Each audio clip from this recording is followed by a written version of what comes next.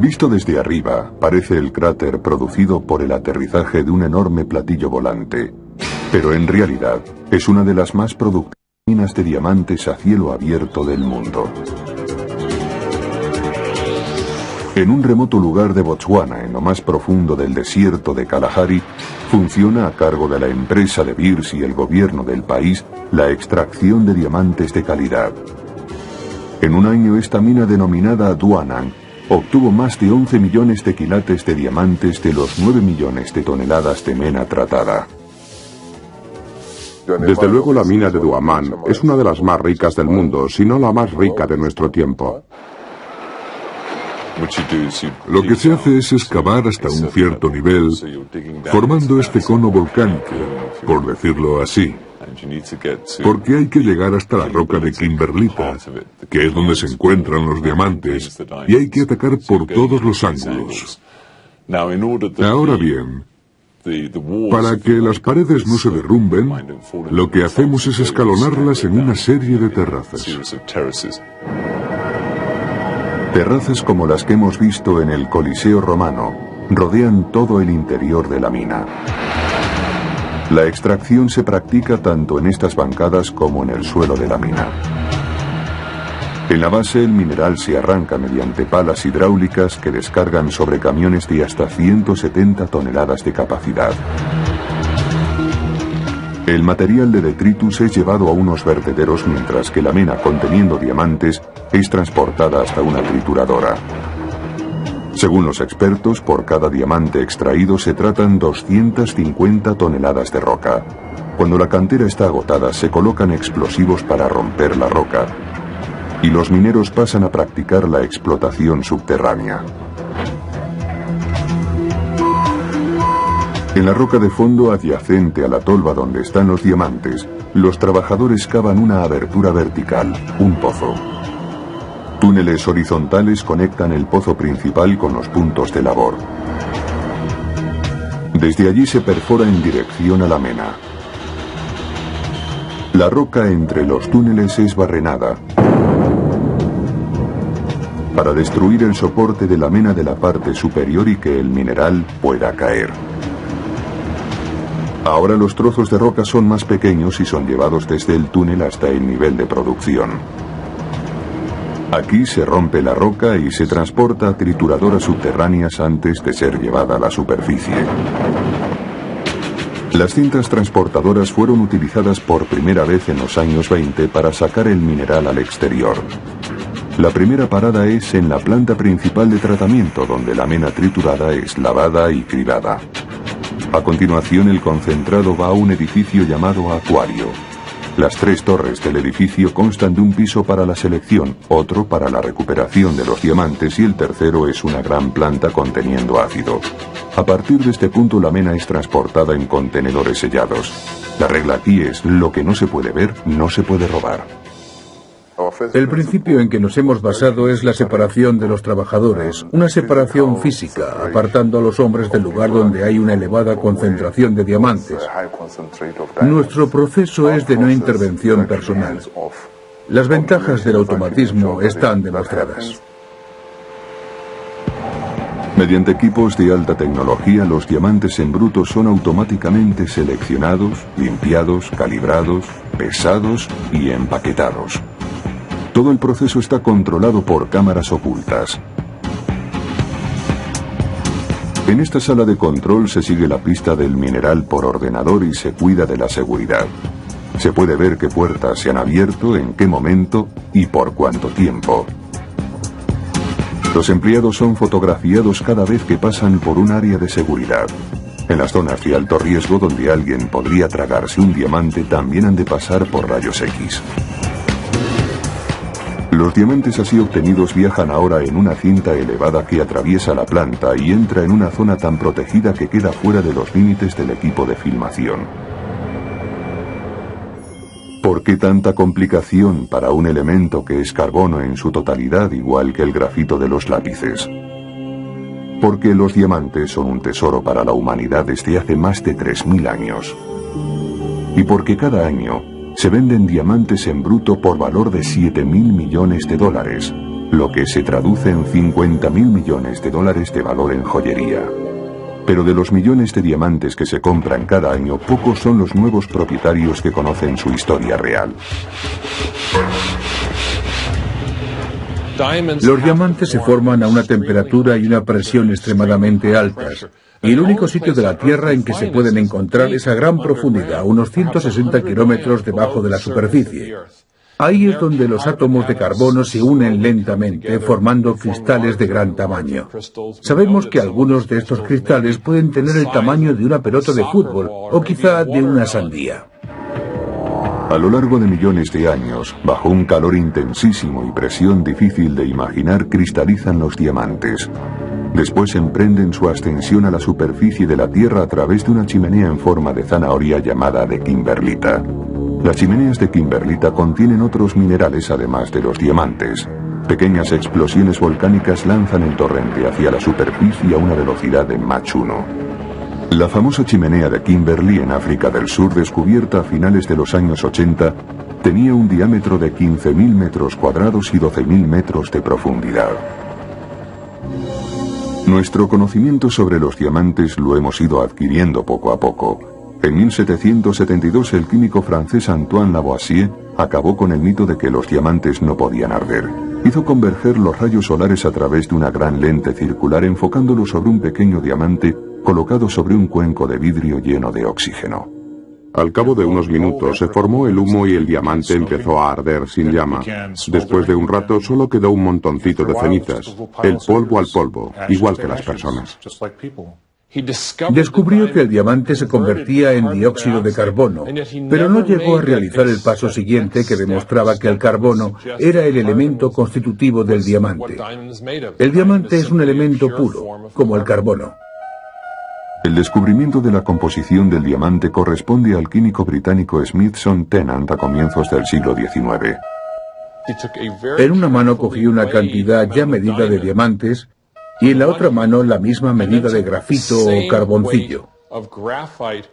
Quemó los dos montones de la misma forma que lo había hecho Lavoisier y demostró que en cada caso se producía exactamente la misma cantidad de dióxido de carbono. Esto probó, sin lugar a dudas, que tanto el diamante como el negro grafito, el suave material de los lápices, eran químicamente idénticos, a pesar de su apariencia tan diferente. La fecha de nacimiento de un diamante fue un misterio hasta la década de 1880 porque, pasada cierta fecha, el carbono ya no puede ser datado. Pero los científicos aprendieron a datar los restos minerales encontrados dentro de la piedra. Se descubrió que los diamantes eran mucho más antiguos que la kimberlita donde se alojaban. La kimberlita es solo el huésped de los diamantes, el vehículo utilizado para ascender a la superficie de la Tierra. Con 3.300 millones de años, los diamantes son casi tan antiguos como la misma Tierra. En la India, los primeros mineros del diamante en el siglo IV a.C. solo veían algo que brillaba. Los hombres que extraían grava del río Krishna en el sur de la India creían que los diamantes nacían en la arena.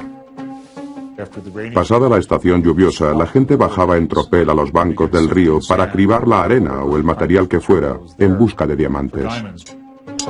Se creía que el diamante en bruto, que tiene el aspecto de un trozo de vidrio sucio, tenía propiedades mágicas. Estas recorrían toda la gama, desde resucitar a animales muertos, decirte si tu pareja cometía adulterio, hacer invisible al que lo llevase, dar ánimos, apagar incendios, cualquier cosa que se pueda uno imaginar. La productividad de diamantes en la India alcanzó su cenit en el siglo XVI con una producción máxima entre 50.000 y 100.000 quilates. Pero ese volumen casi se eclipsó por el descubrimiento de grandes depósitos diamantíferos en Brasil en 1725 a las orillas del río Dos Marinos. Con una batea de madera se conseguía apartar la arena y la arcilla, seleccionándose los diamantes a mano entre los minerales pesados. Se ha calculado que entre 1730 y 1822 Brasil produjo diamantes por valor de casi 3 millones de quilates. Pero ni Brasil ni la India alcanzaban el flujo de diamantes encontrado en otra remota parte del planeta. La carrera por los diamantes de Sudáfrica. En 1866, la fiebre despertada por los diamantes de Sudáfrica estaba en la portada de todos los periódicos. Comenzó cuando Aramis Jacobs, a sus 15 años, encontró una piedra traslúcida en la granja de su padre en la orilla meridional del río Orange. La piedra era un diamante de 21 quilates. Todo el mundo quería ir a Sudáfrica, pero los transportes no eran buenos en aquel tiempo y tardaban 3 o 4 meses en llegar. En un año, una enfebrecida mezcla de veteranos de la guerra civil, europeos del este y del oeste y canadienses, doblaron el Cabo de Buena Esperanza en busca de diamantes. Los peones negros tenían que hacer el trabajo sucio, aunque también los blancos tenían que bregar. Todo el mundo trabajaba bajo el sol, con las moscas alrededor y en aguas residuales. Los diamantes se lavaban a mano entre las piedras de aluvión del río. Al cabo de un tiempo la gente empezó a desplazarse hacia el campo, lejos de los ríos, con la esperanza de encontrar también allí diamantes. Y los encontraron. En 1869 nació la práctica de la excavación en seco para buscar diamantes.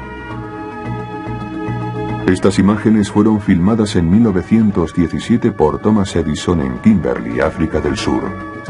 Cuanta más profundidad se alcanzaba, más claro se veía que los diamantes salían de la tierra, no llegaban allí desde los ríos. Quizá fuera la roca madre. A 32 kilómetros hacia el norte había una granja propiedad de unos holandeses de nombre De Beers. En esa propiedad los mineros encontraron diamantes en bruto de un tamaño como nunca antes se había visto. Thomas Edison filmó la zona que los mineros llamaban Kimberley. Era una ciudad en expansión. Un inglés de 17 años y delicada salud, pero muy ambicioso, atendió la llamada de su hermano mayor y viajó a Kimberley. Su nombre era Cecil Rhodes. Cecil Rhodes es recordado como dos personas en una. Por una parte era un gran aventurero. Fue muy activo ampliando los territorios del Imperio Británico de su tiempo. Pero también se le recordará como un gran empresario. Y un hombre empeñado en no ser minero. Era muy peligroso. Murió mucha gente. Hay testimonios de enormes rocas que caían montaña abajo sepultando a los mineros. Hubo hombres que cuando bajaron a trabajar a un pozo, encontraron allí los cuerpos sin vida de otros mineros. Eran miles los individuos que trabajaban en la excavación. Había mucho caos. Imagínese usted algo parecido a la fiebre del oro. Aquella era una auténtica ciudad del salvaje oeste. Y para hacerlo aún más peligroso, solo faltaba la dinamita que empezó a usarse en la minería en 1900. El territorio estaba dividido en prospecciones de 10,3 metros cuadrados, separadas entre sí por carreteras.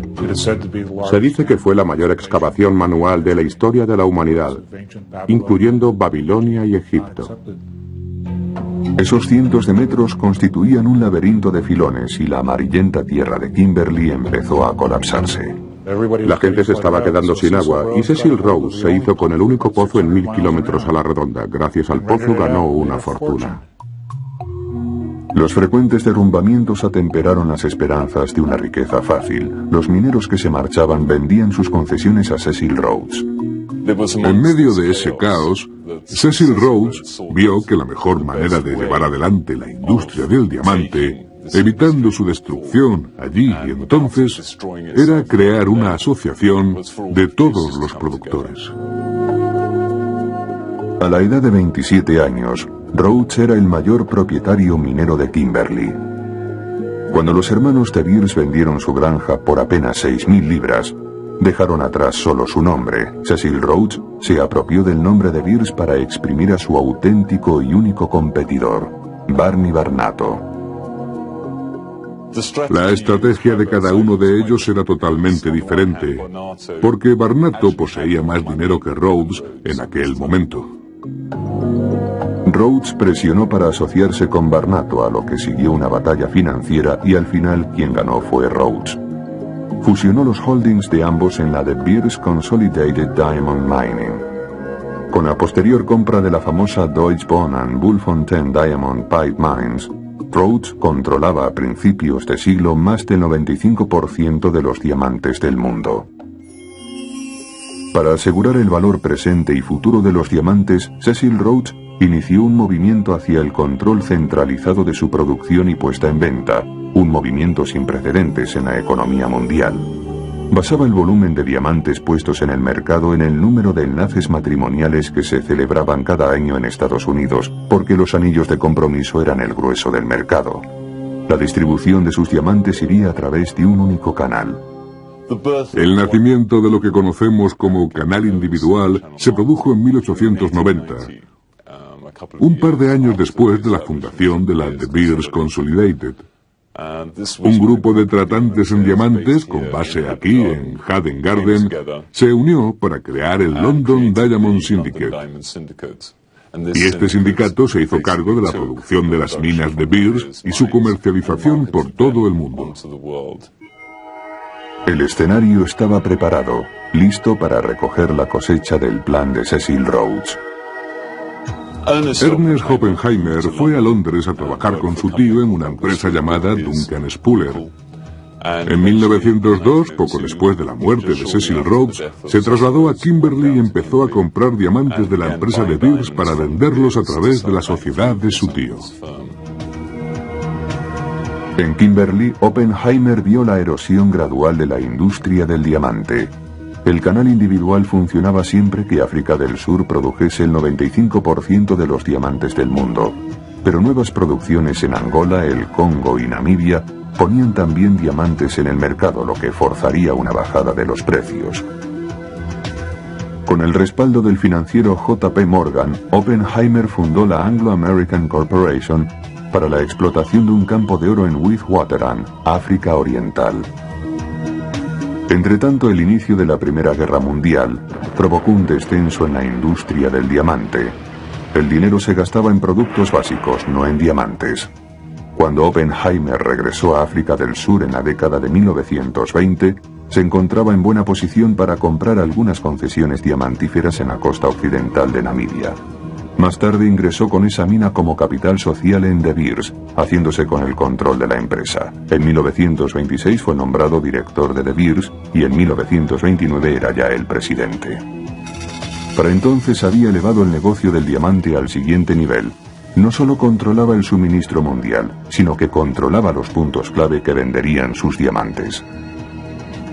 Esto le permitió avanzar más y fomentar su idea de una estabilidad a largo plazo dentro de la industria. Así, en 1930 vemos de nuevo cómo todos los productores se reúnen y asistimos a la creación de lo que se llamaría una organización central de ventas. De acuerdo, le garantizo 250. La familia Oppenheimer dirigió con gran éxito la firma De Beers como un cártel hasta casi las puertas del siglo XXI, a pesar de que ello significase la prohibición legal de operar en suelo estadounidense. Hasta hace poco el negocio del diamante ha sido un monopolio. La proliferación de minas fuera del control de De Beers comenzó a romper su dominio sobre la gema más preciada del planeta. Y la primera grieta en el imperio de hielo de De Beers tiene su origen en Rusia. La familia Oppenheimer había controlado el suministro mundial de diamantes durante casi medio siglo hasta la aparición de la Rusia comunista en 1947. En 1954 se encontró en Siberia la primera chimenea de kimberlita. En 1955 se descubrieron dos más, con 10 días de intervalo entre sí. La mina rusa de Akil se convirtió en una de las más ricas del planeta. No por el volumen de producción, sino por el gran porcentaje de diamantes de calidad. Son octaedros perfectos, piedras hermosas y diáfanas. Para llegar a las piedras hay que atravesar un suelo que ha permanecido helado desde la última edad de hielo. Desde hace 1.600.000 años, hasta hace 10.000 años. En estas condiciones árticas tan extremas, un día de primavera significa 30 grados bajo cero. En estas tierras, la minería supone un modus operandi totalmente nuevo y un reto a la ingeniería. Y la razón es que una vez abierto el permafrost y cuando, por ejemplo, las casas construidas sobre él aportaron calor al ambiente, el suelo y los cimientos corrían el riesgo de ceder peligrosamente. Se trataba pues de mantener el suelo permanentemente helado para que no se hundieran los cimientos de las construcciones levantadas sobre el permafrost. Al llegar al nivel de las minas, el reto fue gigantesco. Envolvieron los pilotes en un material confeccionado a base de agua caliente y con un coste enorme los mantenían siempre a la misma temperatura. Había solo dos alternativas, o mantenerlos calientes o fríos, pero sin variaciones térmicas. La Unión Soviética amenazaba con inundar los mercados con sus diamantes. De Beers se movió con rapidez y compró todo el stock que poseían. Este acuerdo terminó en 1991 tras la caída del Imperio Soviético. Mientras una parte de la producción de diamantes sigue con De Beers, un porcentaje se vende ahora fuera del cártel, debilitando su posición de únicos suministradores fiables de diamantes de calidad. La última entrada en esta industria multibillonaria ha tenido lugar en Canadá. En la década de 1970, un geólogo de la Columbia Británica comenzó a recoger muestras en la tundra del noroeste de Canadá. Los escépticos lo tildaron de loco, pero Chuck Fipke era un auténtico Indiana Jones que siguió el rastro de la kimberlita hasta encontrar su nacimiento en el fondo de un lago. En 1985, yo estaba cogiendo muestras justo allí, en esa parte de ahí enfrente. Y cuando llevamos las muestras al laboratorio de Kelowna, vimos que contenían alrededor de 5.000 peridotitas y unos 1.700 dióxidos de cromo, minerales que afloran en la kimberlita diamantífera. Con el dinero que le prestaron amigos, compañeros de clase, Fipke y otro geólogo llamado Stu Bluson delimitaron con estacas un área poco menor que Rhode Island. Tras años de fracaso y a menudo al borde de la ruina, el tenaz Fipke consiguió el éxito. Ahora asociado con BHP Minerals, una enorme empresa minera, la mina canadiense denominada Acatai produce cerca del 4% de los diamantes del planeta por su peso y el 5% por su valor.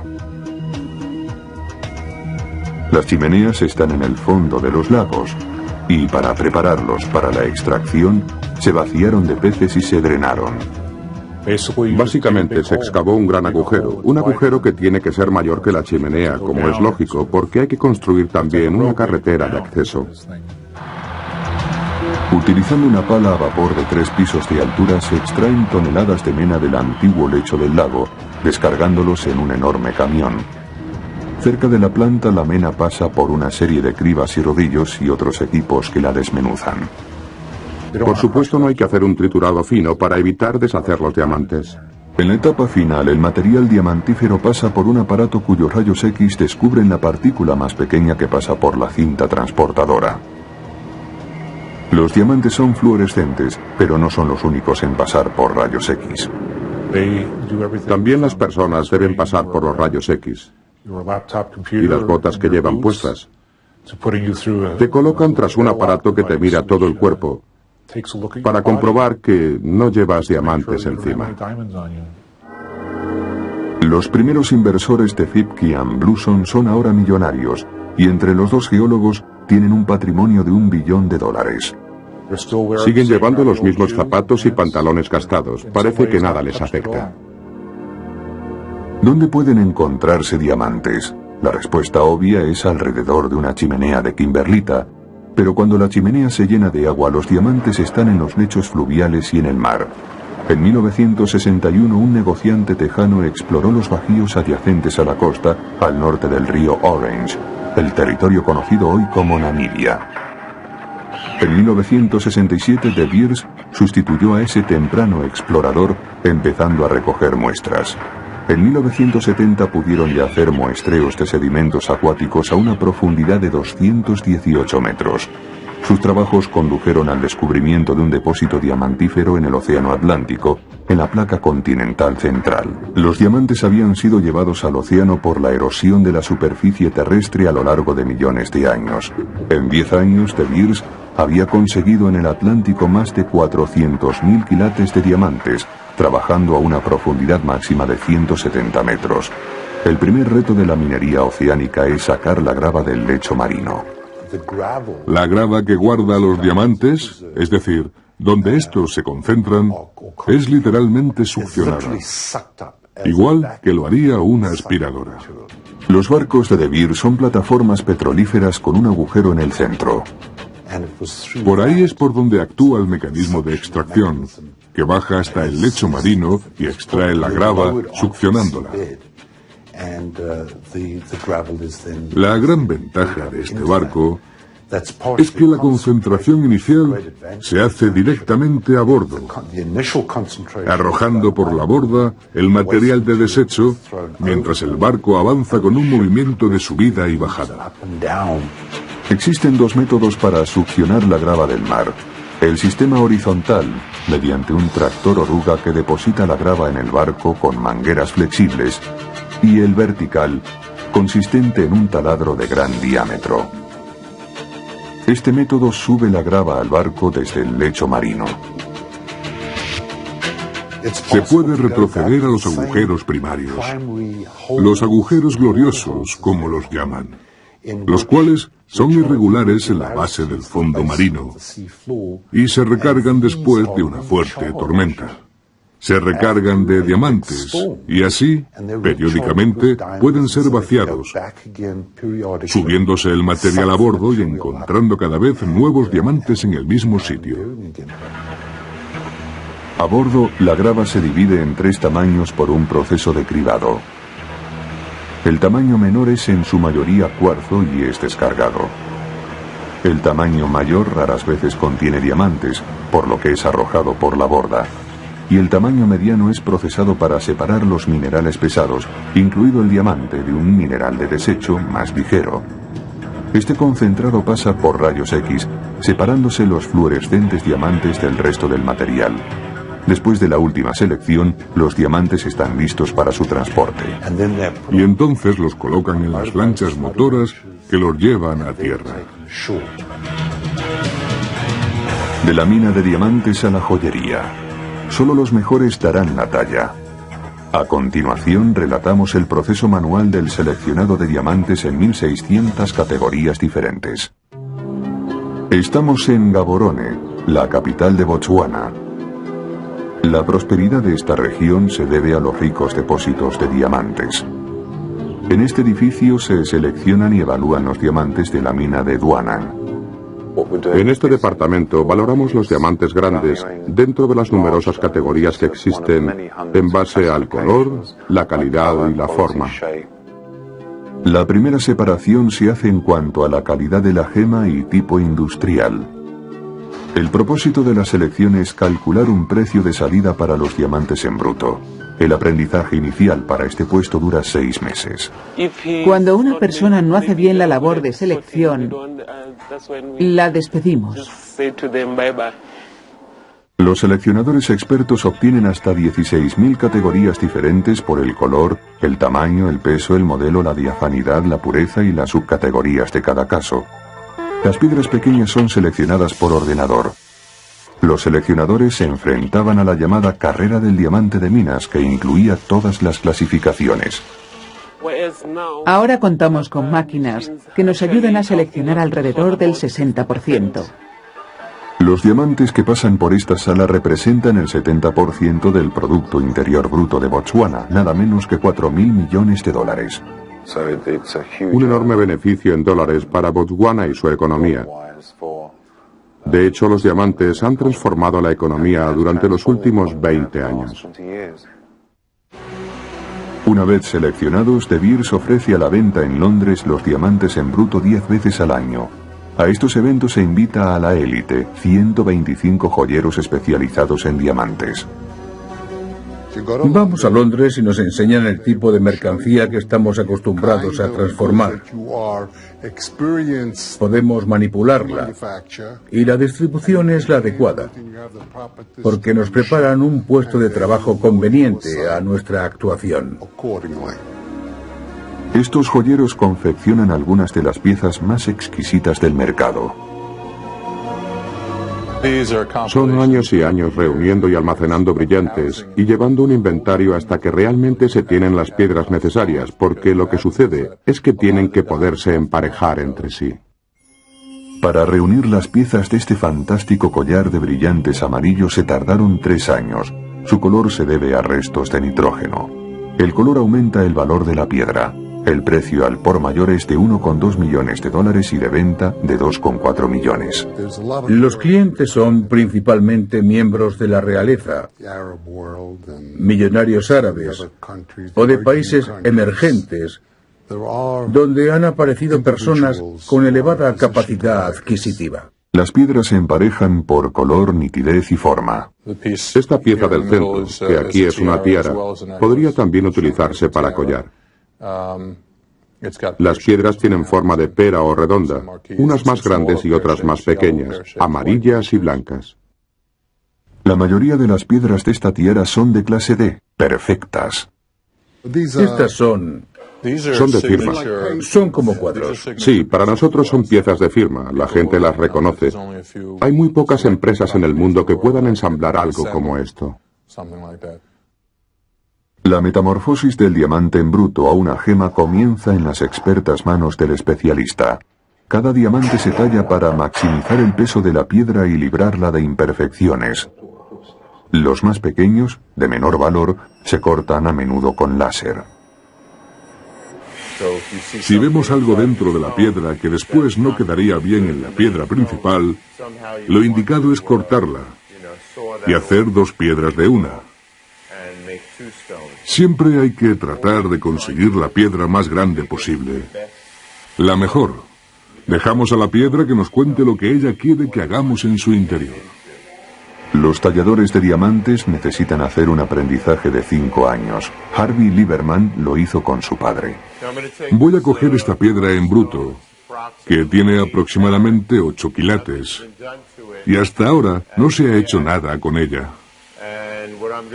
Lo primero que voy a hacer es labrar una faceta inicial allí donde creo que tiene la mayor superficie, en la parte de arriba, llamada tabla.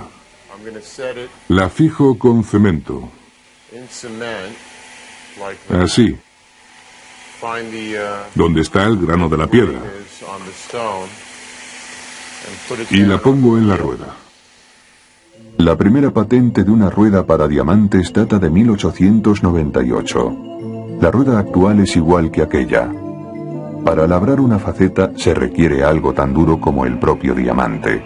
Los maestros utilizan polvo diamantino. Esto es polvo diamantino suelto. Se puede aplicar con algo de pegamento o aceite de linaza y trabajarlo con otro diamante. Así, una parte de la rueda corta la faceta. Cuando el diamante ha terminado de cortar y tengo ya la faceta terminada, quiero quitar las rayas de la superficie para conseguir un buen pulido, como pueden ver en el certificado que se adjunta. Después, empiezo a pulimentar por aquí. Este polvo de encima de la rueda es mucho más fino y es con este con el que se pule la faceta. Los diamantes tienen granos igual que la madera. Como el diamante es un material bastante diáfano, no siempre es fácil localizar el grano. Como es una superficie natural, viva y muy dura, cuando tiene un mal día y no quiere cortar, lo pasamos francamente mal.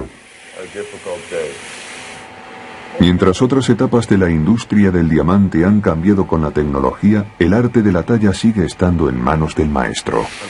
Estoy seguro de que llegará el día en que los ordenadores lo hagan todo y no me necesitarán ya. Pero supongo que para entonces ya no estaré aquí. Bajando la calle de las oficinas de Manhattan de Louis Glick & Company se encuentra el Distrito del Diamante. Muy por encima de las tiendas de la calle 47 Oeste está el Laboratorio Gemológico Europeo. Aquí los gemólogos aplican una serie de test a los diamantes tallados y pulidos. Al final, cada piedra recibe un certificado de autenticidad que incluye las características particulares de cada gema. En un laboratorio gemológico profesional, utilizamos aumentos con zoom binocular para localizar las características externas e internas que determinan el grado de pureza de un brillante. Las características que no se encuentran con 10 aumentos son desechadas. Los brillantes sin impurezas o características externas con 10 aumentos se califican de perfectos y son muy raros. La clasificación del color se hace comparando un brillante desconocido con un juego de piedras maestras, previamente clasificadas según un estándar internacional.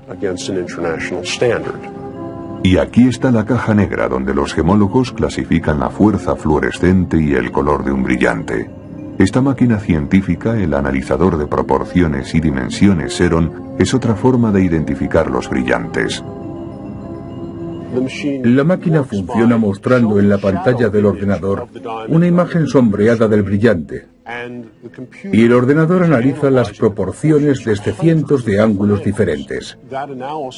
Este análisis es interpretado y vertido a una base de datos central, que es de la que se sirve la AEGL USA para extender sus certificados. La relación entre los ángulos, la calidad del pulimentado, la proporción entre las partes superior e inferior del brillante, el tamaño de la tabla comparado con la anchura y muchos otros factores determinan la calidad de la talla. De los 4 parámetros, peso en quilates, pureza, color y calidad de la talla, el máximo valor puede ser aportado por la forma en que el diamante ha sido tallado. Hay un método relativamente nuevo para identificar un brillante, mediante la inscripción. Lo que vemos ahora es una tipificación técnica de ciertas características que se graban con un láser especial en la arista, el pequeño borde del brillante. Las letras son diminutas, inapreciables a simple vista. La máquina es capaz de grabar cualquier cosa. Podemos reproducir logotipos de empresas, logotipos corporativos, enseñas personales, timbres heráldicos. Por motivos de seguridad, algunos joyeros solicitan el número de la seguridad social. Los amantes, palabras de cariño. El láser opera en la región ultravioleta del espectro, lo que significa que la piedra no se quema.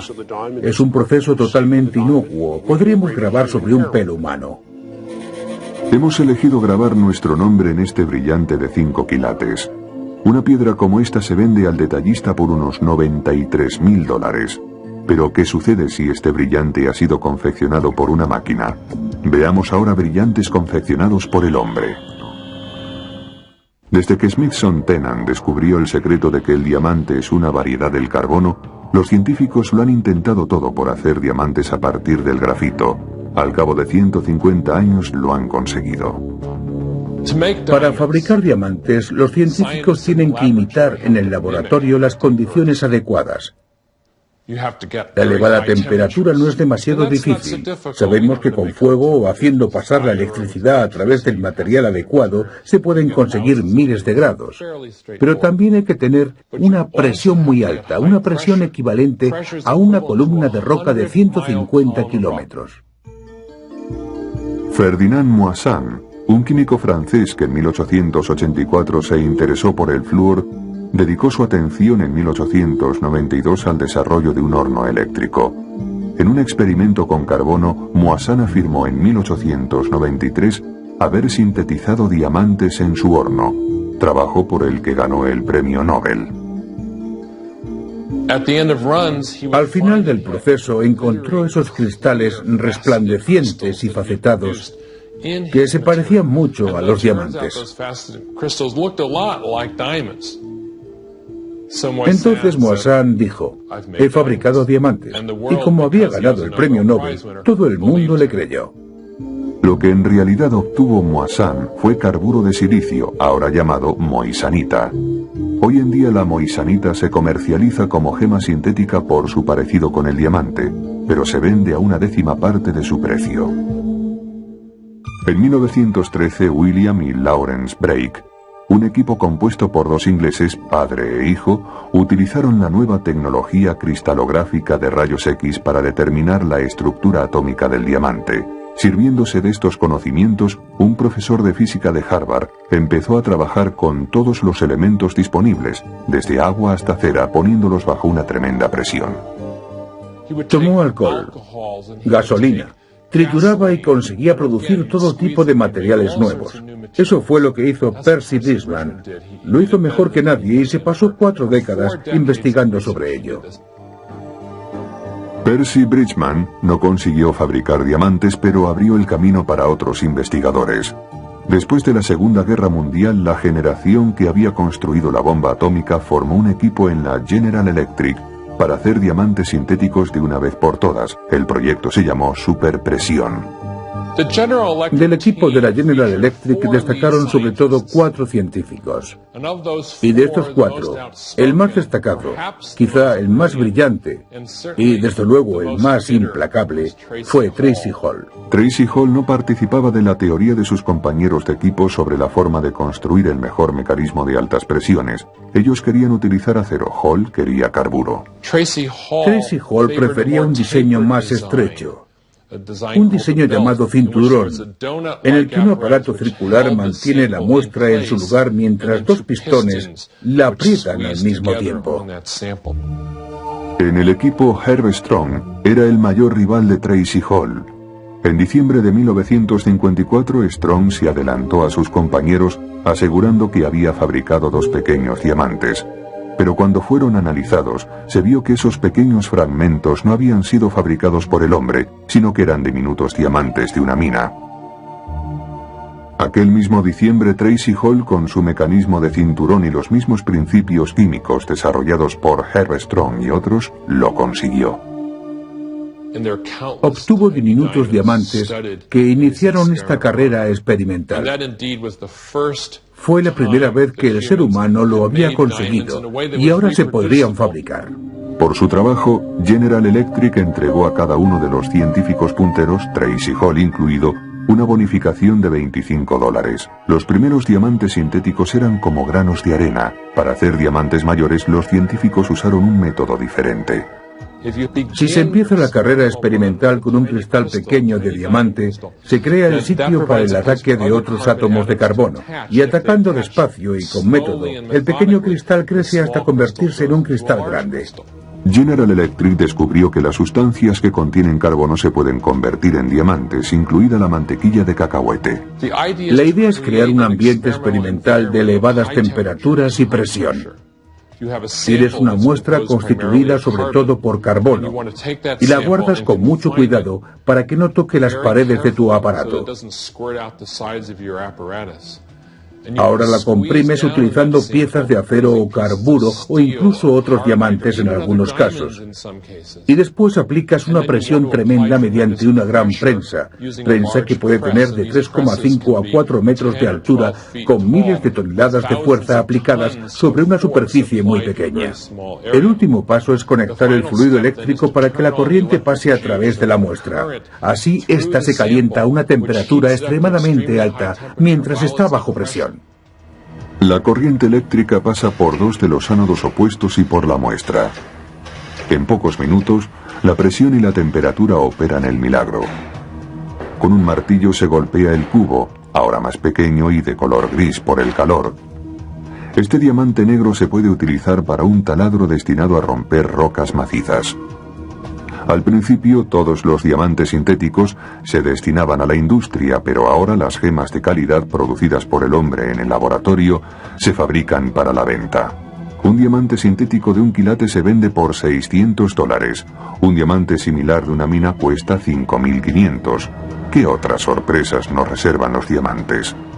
El doctor Roy Lewis, científico de la Universidad de Chicago, retirado y dedicado a la medición del gas noble xenón en meteoritos, se ha topado con diamantes en el patio trasero.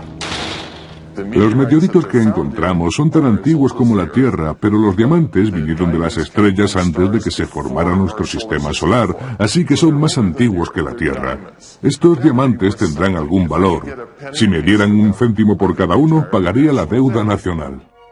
Luis guarda sus granos de diamantes presolares en un frasco. Dice que tiene 50 cuatrillones, es decir, un 5 seguido de 16 ceros. Estos diamantes que tengo aquí se han formado en las atmósferas estelares. La temperatura es muy elevada, pero la presión es realmente baja. Son átomos de carbono, igual que los diamantes de la Tierra. Y están ordenados de la misma forma unos respecto a otros. Los llamados nanodiamantes son tan diminutos que es imposible medirlos individualmente. Todos los diamantes se encuentran en la materia de color gris oscuro que está entre cada pieza individual que podemos ver aquí. Pero si arrojas esto a un gran cubo de ácido clorhídrico, la mayor parte se disuelve.